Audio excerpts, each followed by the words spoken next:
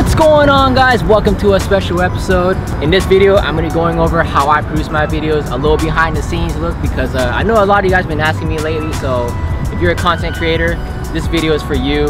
And if you're not a content creator and you're not interested in how I produce my videos, then feel free to click away right now. This video may not interest you, but if you're a content creator or maybe you're just interested in how I produce my videos, then stick around, because this video is for you. So I hope you guys learned a thing or two. So let's not waste any time and let's get right into it.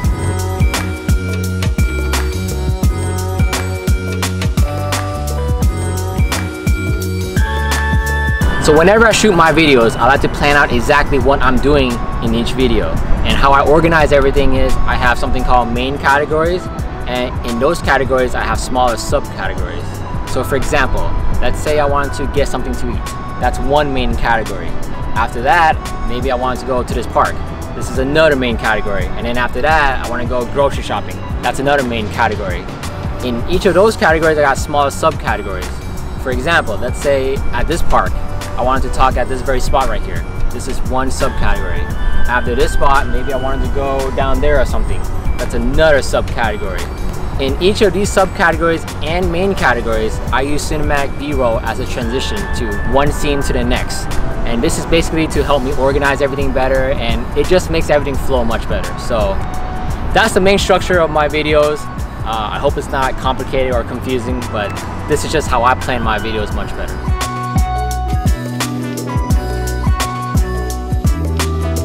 So now let's get into the equipment. What everyone wants to know, what do I use in my videos? Basically, I have two cameras with two different lenses, this gimbal right here, and then my drone in my backpack. This is the main setup I use.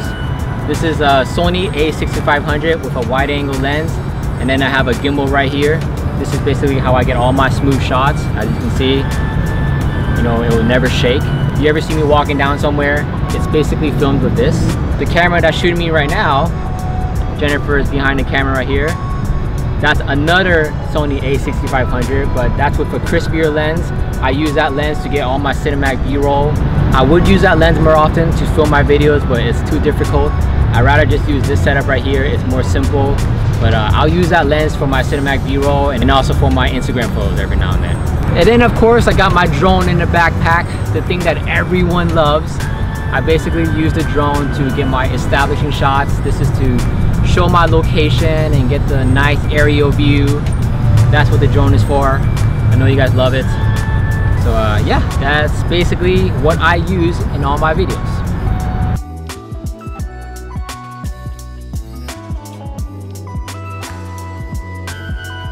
So let's do a little filming real quick so you guys can get a feel of how I do my intros. This is being filmed on the gimbal right now, the main setup with the wide angle. And yeah, basically I like to get a little hyped, a little excited, because I like to believe if I'm hyped and excited, my audience is hyped and excited as I am. So I try not to sound too boring, too dull, because if you sound boring, then your viewers are gonna click away real fast. So try to get excited. I'm gonna do my intro real quick for you guys so you guys can see how I do it. You know, I like to hype myself up, get my face on, my mode. So here we go. What's going on, guys? How y'all doing? Welcome back for another episode. And that's how you do it.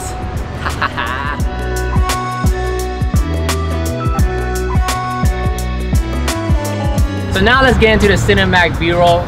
For my B-rolls, I like to use my gimbal a lot, but I'll eventually use my drone and my other camera. But yeah, whenever I shoot my B-rolls, I try to find significant objects to film. I try not to film boring objects, because what's the point? It's irrelevant.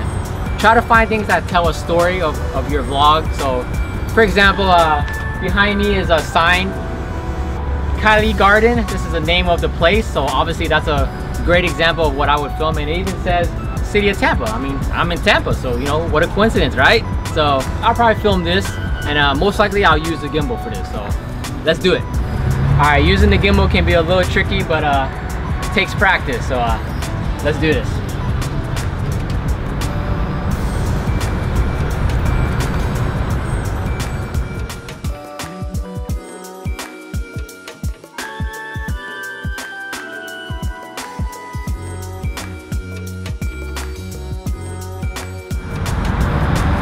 That's how you gimbal.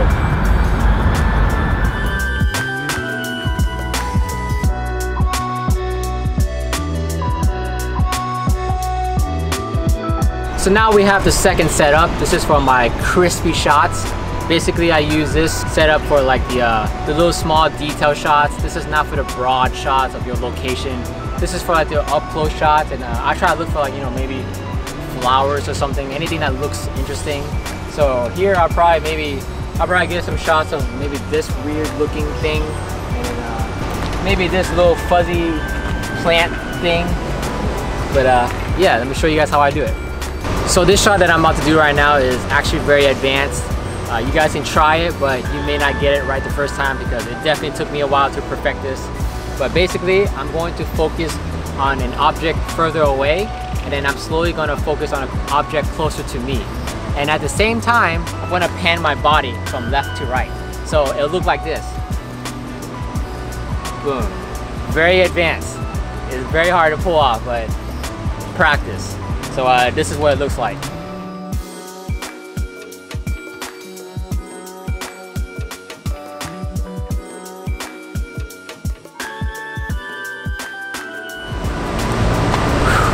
Yeah, that's hard. You guys don't know it, but I actually did that like 3 times. But yeah, that's basically what it looks like. And of course, if you don't want to do the whole panning with your body thingy, because it is kind of tricky, I mean, you don't have to do that. You can just stand still and do a little focusing shot, something like this.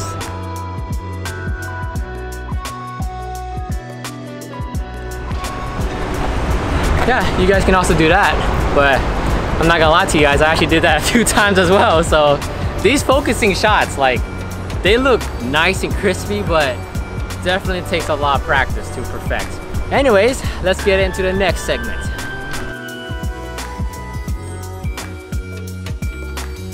So I also like to incorporate a lot of slow motion in my cinematics, and basically I use a gimbal for this.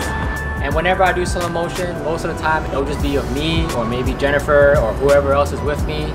And basically, if it's me, I just do some random stuff. I just act stupid. It'll look stupid now, but when you slow it down, okay, it looks amazing. So let's get into it. Let's do a little slow motion right now. So yeah, I'll just do some weird stuff, look around, I'll point at the camera, and yeah. This is slow motion for you guys. Boom, boom, boom. Yeah, and that's it. So let's see what that looked like.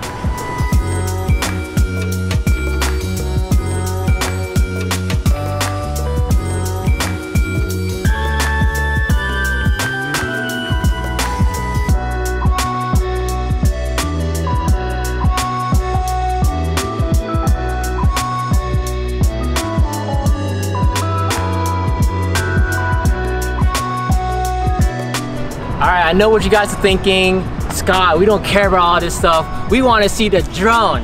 Well, his name is Droney, so everyone say hi to Droney.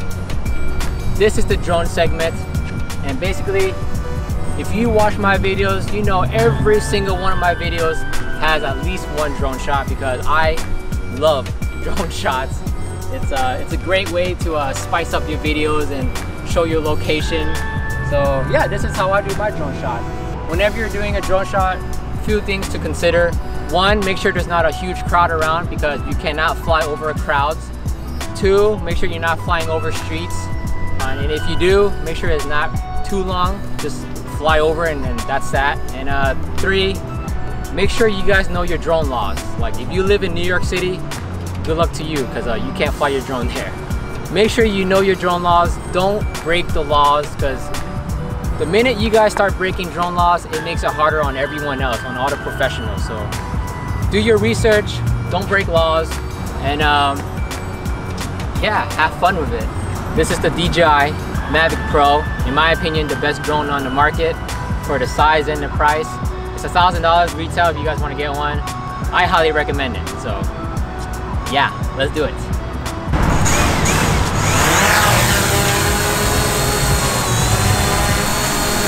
Go forth, Droney!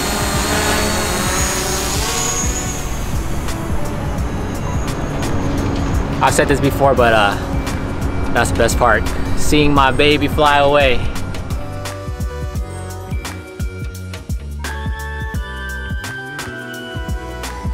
Alright guys, I don't really do this too often, but for this video, I'm gonna catch my drone. Usually I just land it because it's much easier, but for the lulls, I'm gonna catch it for you guys. Alright, this takes some practice as well. If you do it incorrectly, you could cut your fingers off. But yeah, this is how you catch it.